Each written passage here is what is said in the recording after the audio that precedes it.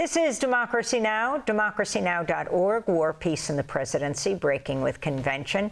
I'm Amy Goodman here in Chicago with Juan Gonzalez as we wrap up our 5 days in the Windy City. In her speech formally accepting the Democratic presidential nomination on Thursday night, Vice President Kamala Harris spoke about a number of topics, including immigration, which is shaping up to be one of the biggest issues of the 2024 race. And let me be clear, after decades in law enforcement, I know the importance of safety and security, especially at our border. Last year, Joe and I brought together Democrats and conservative Republicans to write the strongest border bill in decades. The Border Patrol endorsed it. But Donald Trump believes a border deal would hurt his campaign. So he ordered his allies in Congress to kill the deal. Well, I refuse to play politics with our security, and here is my pledge to you. As president, I will bring back the bipartisan border security bill that he killed, and I will sign it into law. I know we can live up to our proud heritage as a nation of immigrants and reform our broken immigration system. We can create an earned pathway to citizenship and secure our border. Kamala Harris addressing the Democratic National Convention last night here in Chicago. Hours before she spoke, Donald Trump traveled to the border in Arizona, where he promised to, quote, seal the border if elected. At his convention in Milwaukee just a month ago, scores of delegates would continually hold up signs that said, mass deportation now. For more, we're joined by Democratic Congressmember Greg Casar of Texas. He's the whip of the Congressional Progressive Caucus, a labor organizer, the son of Mexican immigrants. He was the youngest member of the Austin City Council before he became a Congressmember.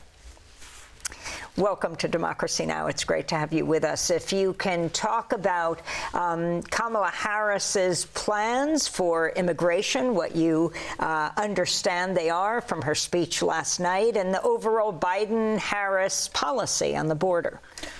I think that the Democratic National Convention showed, especially hearing the Vice President's speech, some proof of progress on many issues, and then a real pathway where we have to push. Proof of progress in that on economics and domestic policy. We're seeing labor union leaders speak up. We're hearing her talk about cracking down on corporate landlords and big corporations that are price gouging everyday people. Stuff that you used to just hear Senator Sanders say are now mainstream in the party. That's proof of progress. But on issues like immigration and foreign policy, we have to push. Because her laying out that quote-unquote bipartisan border bill, to me, shows something that we have to be worried about. Because she said that she's committed to a pathway for citizenship for everyday people, and I would support a bill that actually had that in it. But unfortunately, this current bill does not have something in it for everyday immigrant families that have been here 10, 20, 30 years. And so we're ready to compromise and push forward on something that can help people who are here.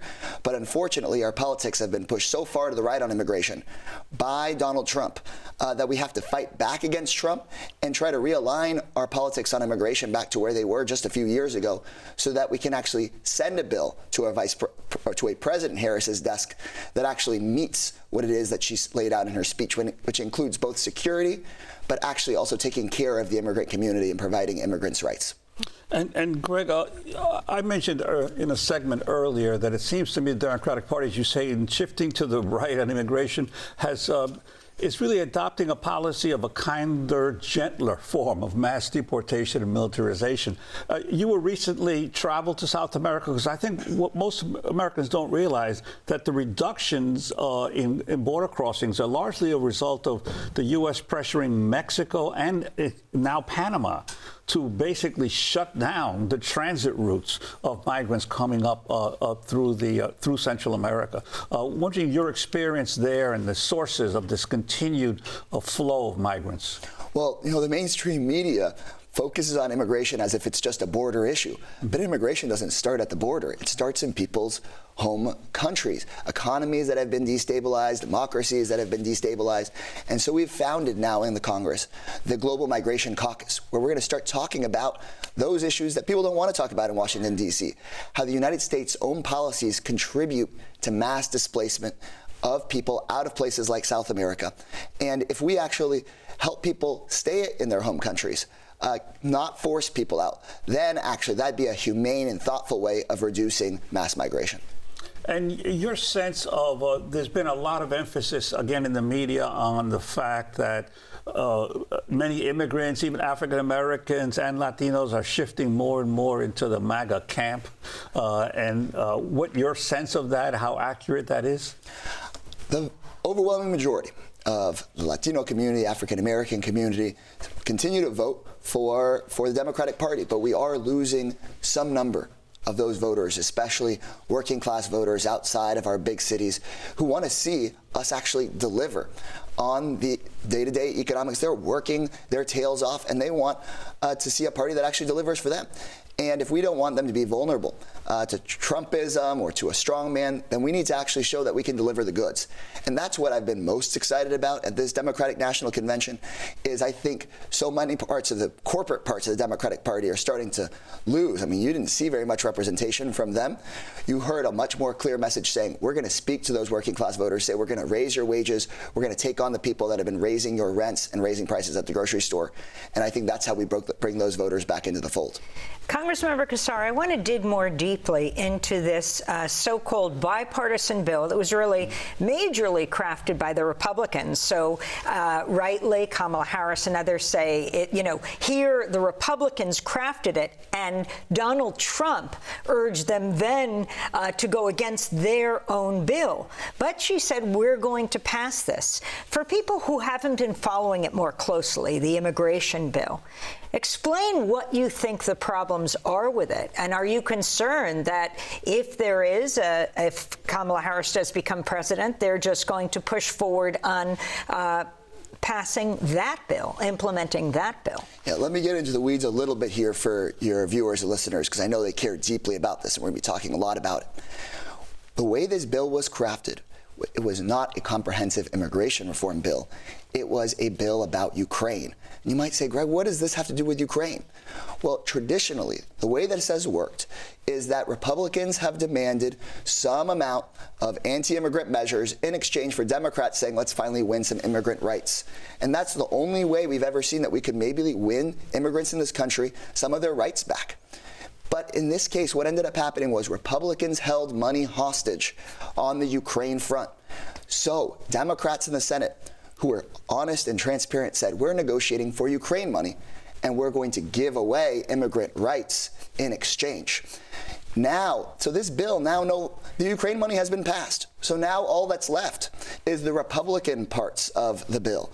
And so I think that if we actually want to bring a bill to the floor, we should actually negotiate for something for immigrants' rights. We should negotiate the Democratic portion of the bill, because all that's really left in the bill is the Republican portion. That's where I see some chance of hope, is I think Vice President Harris says, I will sign something into law that provides security and immigrants' rights. And I'm ready to and willing to fight to make sure that immigrants' rights are actually in the bill, because the current version just has the Republican stuff in it. Now, you're a congressman from Texas. Your governor has been much in the news on these issues of immigration in the last couple of years. Your sense of what is going on in Texas, especially given the huge portion of the Texas population that is of Latin American origin? There are immigrants throughout Texas.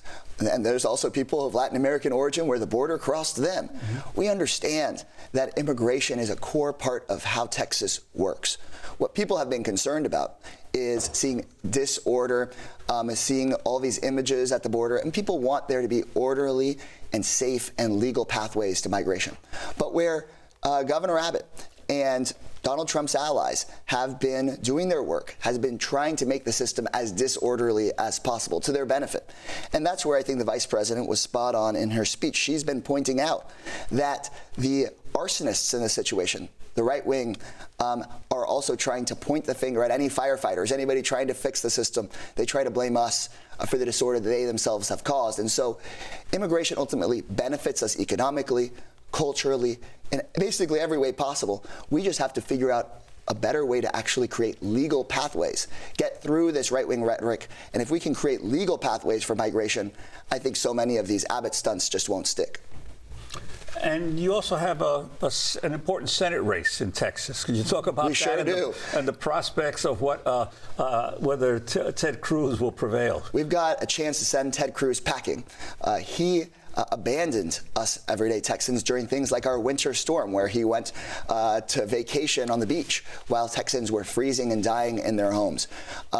Colin Allred gave a good speech last night and continues to present an alternative to probably one of the most unlikable people in politics in Ted Cruz.